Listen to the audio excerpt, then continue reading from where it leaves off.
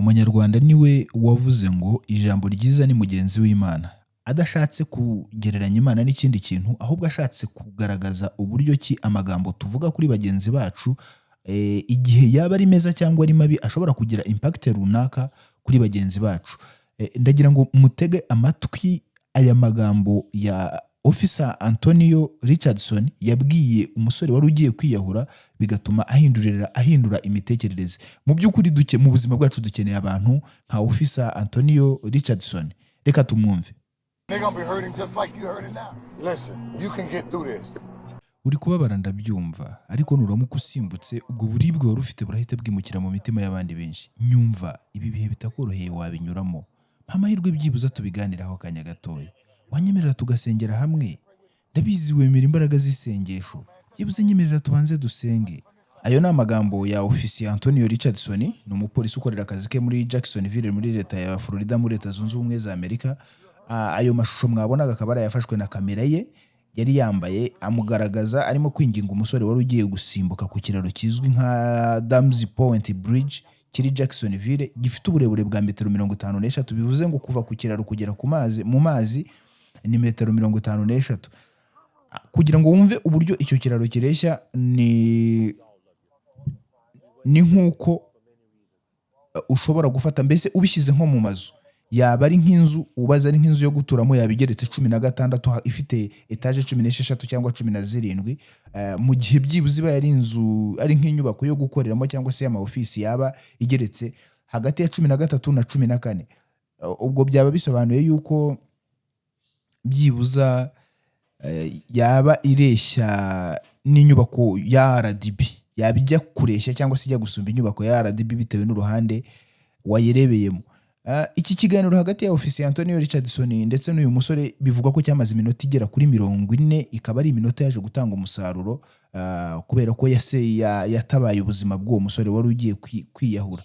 Richardson umaze imyaka irenga 18 akora akazi k'igipolisi muri Jacksonville, ariko kandi akaba ari n'umuvugabutumwa ubimazemo igihe kigera ku myaka 30. Yavuze ko bageze kuri iki kiraro ari ikipe y'abantu 6 kandi bose bafatanyije mu kurokora ubuzima bw'uriya musore, uretse gusa ko we ari we watambutse mbere akajya kuvugana cyangwa se kudiringa n'uyu musore kugira ngo atiyahura ubwo yashakaga gusimbuka ngo agwe mu mazi yiyambure ubuzima. Avuga ko uwo musore akimwemerera kuvugana nawe yahise agira icyizere yuko umusore ashobora kuza kumwumva cyangwa se ashobora kuza kumutega amatwi. Richardson yagize ati ibihe bitakoroheye waba uri kunyuramo byose, wabisohokamo kandi neza. Ubwo ni ubutumwa Richardson yageneye abantu batandukanye nyuma yuko yari amaze gutabara ubuzima bw'uriya musore, avuga ko ibihe byose waba urimo, niba ubabaye, niba hari ibintu uri kunyuramo, ntabwo bisobanuye ko ari ryo herezo ry'ubuzima bwawe, bivuze ngo bishobora kurangira ubuzima bugakomeza.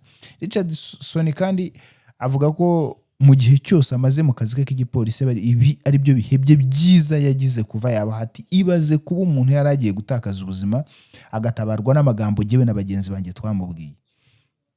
Melissa Camp, inzobere mu bijyanye n'ubuzima bwo mu mutwe mu bitaro bya Florida Memorial Hospital, yavuze ko gutegwa amatwi mu bihe bitoroshye bishobora gutabara ubuzima. Ati umuntu ugeze mu bihe nka biriya aba akeneye umuntu umwumva, ndetse anakeneye yuko uwo muntu akeneye ko hari undi muntu byibuza wumva ko ari kubabara.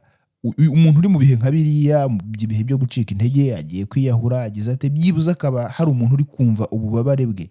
Akenshi na kenshi usanga tublaminga cyangwa se ducira imanza umuntu yaba agiye kwiyahura cyangwa se umuntu yakwiyahura, twebwe tukumva ko ni ubusazi, ni umurengwe yarahaze. Nyamara buriya ntabwo umuntu ashobora gupfa kwiyahura gutyo gusa, ahubwo aba afite ibintu biri kumurwaniramo. Iyo agize amahirwe rero akabona umuntu umutega amatwi, akabona umuntu umwumva, ndetse uniyumvisha ko koko uwo muntu ubwo bubabare ari kubunyuramo biri mu bintu bishobora kumufasha, bikamworohera kubera ko bihita bimwereka ko atari we wenyine. Imibare ya OMS igaragaza ko byibuze abantu barenga 760 buri mwaka bapfa bazize kwiyahura cyangwa se kwiyambura ubuzima. Bikaba bisobanuye ko hagati y'amasegonda 40 na 47 byibuza umuntu umwe apfa yiyahuye, apfa yiyambuye ubuzima.